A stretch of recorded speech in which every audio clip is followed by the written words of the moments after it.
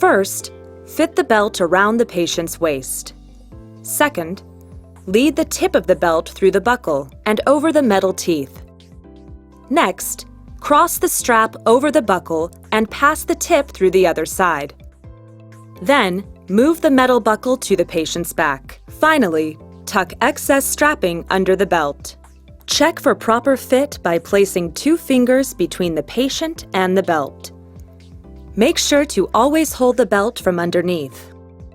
While every effort has been made in state-of-the-art techniques to obtain the maximum compatibility of function, strength, durability, and comfort, there is no guarantee that injury will be prevented through use of this product. Thank you for choosing Procare patient safety devices from DJO. Our goal is to provide quality products that meet the needs of you and your patients.